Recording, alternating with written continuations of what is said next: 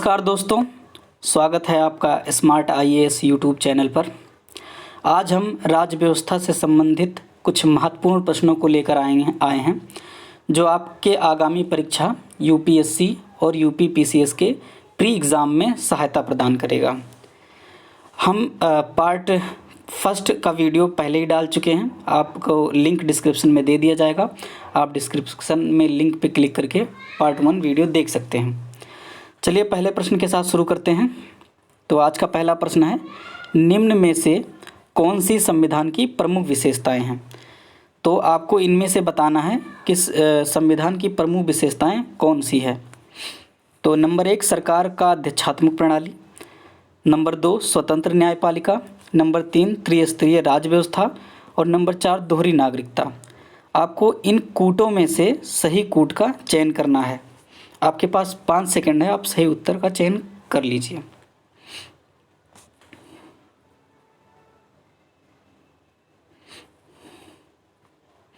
चलिए आपको सही उत्तर बता देते हैं। तो इसका सही उत्तर होगा ऑप्शन बी यानी 2 और 3। क्यों होगा इसकी चर्चा कर लेते हैं। तो नंबर 1 की बात करें, सरकार का अध्यक्षात्मक प्रणाली, जी नहीं, ये बिल्कुल नहीं होगा क्योंकि भारत में संसदीय प्रणाली है, ना कि अध्यक्षात्मक प्रणाली। अध्यक्षात्मक प्रणाली की व्यवस्था अमेरिका में की गई है, ना कि भारत में। अगर हम 2 की बात करें, स्वतंत्र न्यायपालिका, जी ये बिल्कुल होगा, भारतीय संविधान में स्वतंत्र न्यायपालिका का प्रावधान है। नंबर 3 की बात करें, त्रिस्तरीय राज्य व्यवस्था, जी बिल्कुल, भारतीय संविधान में त्रिस्तरीय राज्य व्यवस्था का भी प्रावधान है। जब 73वां और 74वां संविधान संशोधन किया गया था, उसी समय स्थानीय सरकार को भी स्वीकार कर लिया गया था, जिसके तहत वर्तमान में केंद्र सरकार, राज्य सरकार तथा स्थानीय सरकार कार्य करती हैं। नंबर 4 की बात करें, दोहरी नागरिकता, ये बिल्कुल नहीं होगा क्योंकि भारतीय संविधान में दोहरी नागरिकता का प्रावधान बिल्कुल नहीं है। दोहरी नागरिकता का प्रावधान अमेरिका के संविधान में है, इंडिया में बिल्कुल नहीं है, तो इसका ऑप्शन बी सही होगा। चलिए अगले प्रश्न पर आते हैं। आपका अगला प्रश्न है, निम्न में से किस मामले में उच्चतम न्यायालय ने सर्वप्रथम कहा कि प्रस्तावना संविधान का भाग है? प्रश्न को ध्यान से पढ़िएगा कि निम्न में से किस मामले में उच्चतम न्यायालय ने सर्वप्रथम कहा कि प्रस्तावना संविधान का भाग है। चलिए राइट आंसर आप सोचिए क्या हो सकता है इसका।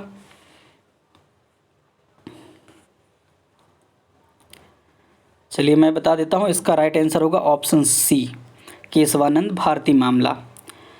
ये LIC ऑफ इंडिया मामला में भी सुप्रीम कोर्ट ने कहा था कि प्रस्तावना संविधान का भाग है, परंतु यह बाद में कहा गया था। पर क्वेश्चन में पूछा गया सर्वप्रथम, तो सर्वप्रथम केशवानंद भारती मामला में ही ये बात कही गई थी कि प्रस्तावना संविधान का भाग है। चलिए अगले प्रश्न पर आते हैं। प्रश्न नंबर 3। प्रश्न नंबर 3 पूछ रहा है कि अनुच्छेद 3 के तहत निम्न में से कौन सा प्रावधान सही है? तो आपको बताना है कि अनुच्छेद 3 के तहत निम्न में से कौन सा प्रावधान सही है। नंबर 1 संसद किसी राज्य का क्षेत्र घटा सकती है, या दूसरा संसद किसी राज्य के नाम में परिवर्तन कर सकती है, या तीसरा संसद किसी राज्य की सीमा में परिवर्तन कर सकती है, नंबर 4 संसद किसी अन्य क्षेत्र को भारत में शामिल कर सकती है। तो नीचे कुछ कूट दिया गया है, इसमें आपको सही उत्तर चुनना है कि इसमें अनुच्छेद 3 के तहत कौन कौन से प्रावधान सही हैं। आप कूट देख लीजिए, ABCD करके कूट है, इसमें आपको सही उत्तर चुनना है।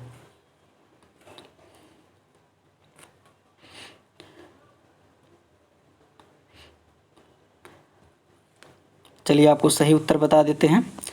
तो इसका जो सही उत्तर होगा वो होगा ऑप्शन सी यानी 1, 2 और 3। क्यों ये होगा, चर्चा कर लेते हैं इस पर।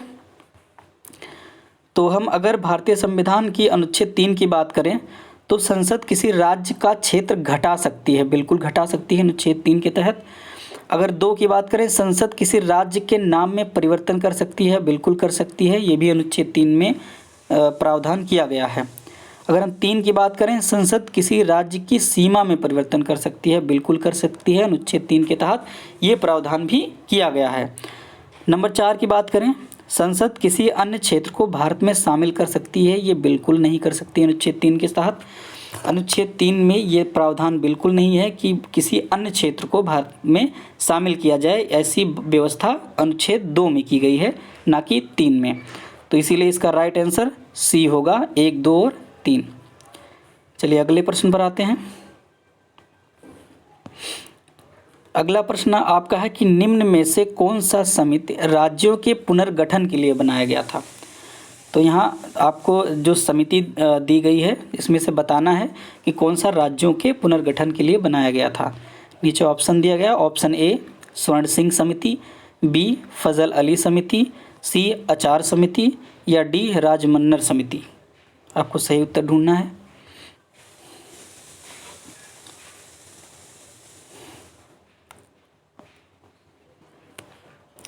चलिए इसका सही उत्तर बता देते हैं। इसका सही उत्तर होगा फजल अली समिति। तो फजल अली समिति को बनाया गया था ताकि हम ये पता कर सकें कि राज्यों का पुनर्गठन किस आधार पर करना है। ठीक है, अगर हम स्वर्ण सिंह समिति की बात करें तो ये आपातकाल से पहले जब 42वां संविधान संशोधन करना था उस समय ये समिति बनाई गई थी, ना कि राज्य पुनर्गठन के लिए बनाई गई थी। अगर हम आचार समिति की बात करें तो ये भी पुनर्गठन के लिए नहीं बनाया गया था, ये आचार संहिता को लागू करने के संबंध में बनाया गया था। राजमन्नार समिति की बात करें तो ये भी पुनर्गठन के लिए नहीं बनाया गया था, ये बनाया गया था राज्यों और केंद्र के मध्य संबंधों को स्थापित करने तथा उनके मूल्य को पता करने के लिए बनाया गया था। तो चलिए अगले प्रश्न की चर्चा कर लेते हैं। प्रश्न नंबर 5। प्रश्न नंबर 5 कहता है निम्न में से किन परिस्थितियों में आपकी भारतीय नागरिकता समाप्त कर दी जाएगी। नीचे कुछ परिस्थितियां दी गई हैं, इसमें से आपको चुनना है कि किन परिस्थितियों में आपकी भारतीय नागरिकता समाप्त की जाएगी।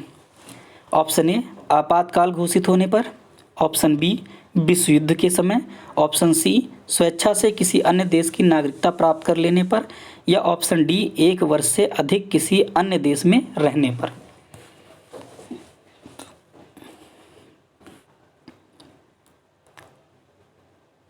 चलिए इसको उत्तर मैं बता देता हूँ। इसका राइट आंसर होगा ऑप्शन सी, यानी स्वेच्छा से किसी अन्य देश की नागरिकता प्राप्त कर लेने पर।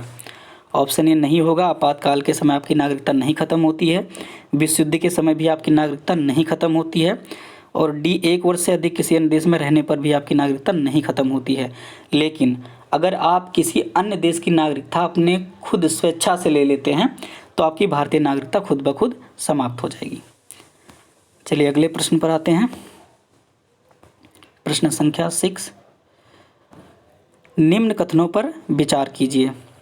कथन दिया गया है, इस पे आपको विचार करना है। मूल अधिकार में साधारण विधेयक द्वारा कटौती किया जा सकता है। 2 है मूल अधिकार न्यायिक समीक्षा योग्य नहीं है। तो आपको नीचे कुछ कूट दिए गए हैं, इसमें आपको सही उत्तर चुनना है, जिसमें ए ऑप्शन है 1 और 2 दोनों, बी ऑप्शन है केवल 1, सी ऑप्शन है केवल 2, या डी ऑप्शन है ना तो 1 और ना ही 2। चलिए आप इसका राइट आंसर सोचिए।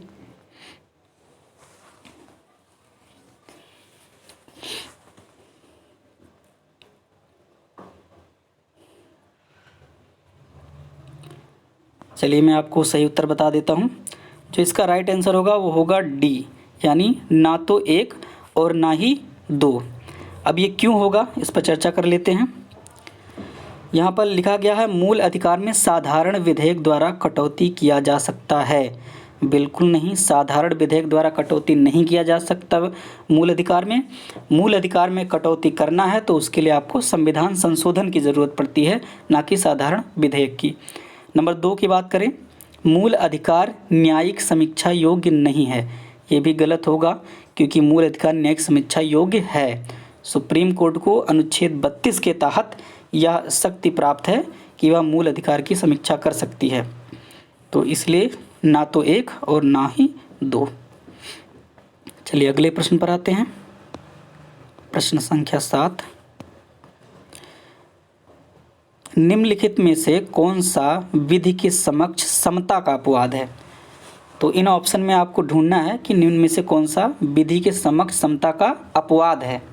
ठीक है, ध्यान दीजिएगा, यहाँ अपवाद की बात की गई है। सोचिए इसका राइट आंसर क्या हो सकता है।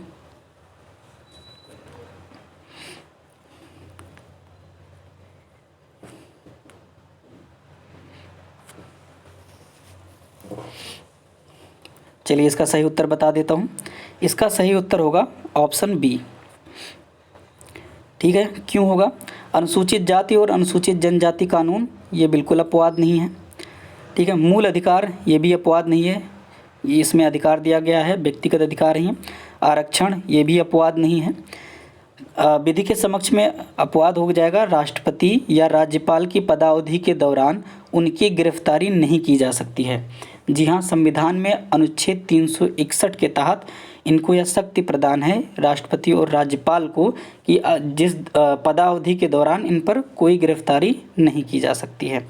तो इसलिए इसका राइट आंसर बी होगा। चलिए अगले प्रश्न पर आते हैं। प्रश्न संख्या 8।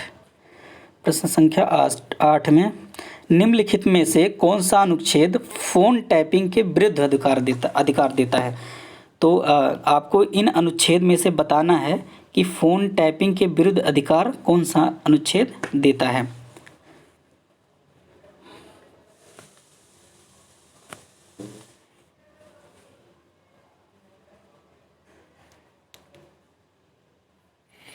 चलिए सही उत्तर बता देता हूँ। इसका सही उत्तर होगा सी, यानी अनुच्छेद 19। ठीक है, तो अनुच्छेद 19 के तहत आपको यह शक्ति प्रदान है कि आपके फ़ोन की टैपिंग कोई नहीं कर सकता है। अनुच्छेद 19 में वाक एवं अभिव्यक्ति की स्वतंत्रता के अंतर्गत यह अधिकार आपको प्राप्त है। चलिए अगले प्रश्न पर आते हैं।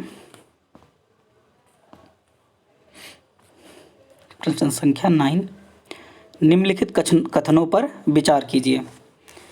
कथन संख्या 1 है, अनुच्छेद 21 सार्वजनिक फांसी के विरुद्ध अधिकार देता है। दूसरा कथन है, अनुच्छेद 21A में शिक्षा का अधिकार का वर्णन है। तो आपको नीचे कुछ कूट दिए गए हैं, इसमें सही उत्तर चुनना है। ऑप्शन ए है 1 और 2 दोनों, बी ऑप्शन है केवल 1, सी ऑप्शन है केवल 2, डी ऑप्शन है ना तो 1 ना ही 2। कथन एक बार फिर से देख लीजिए।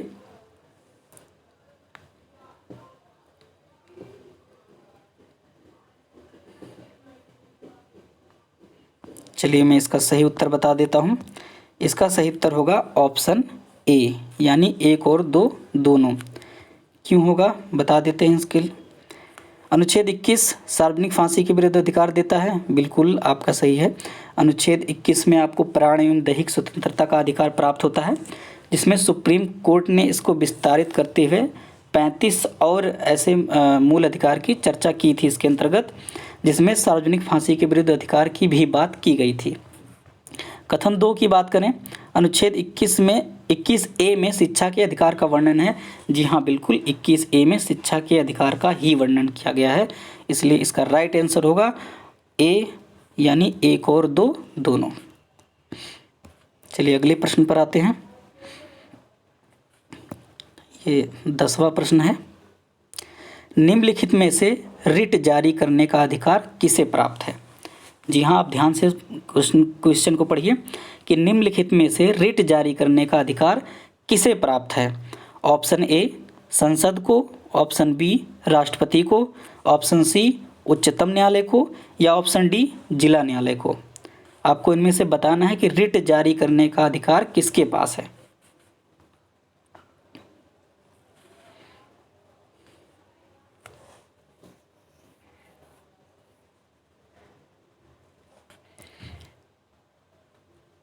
चलिए सही उत्तर बता देता हूँ। तो इसका जो सही उत्तर होगा वो होगा ऑप्शन सी, यानी उच्चतम न्यायालय को। ठीक है, जो अनुच्छेद 32 है, अनुच्छेद 32 सुप्रीम कोर्ट को यह अधिकार देता है कि वह रिट जारी कर सकती है।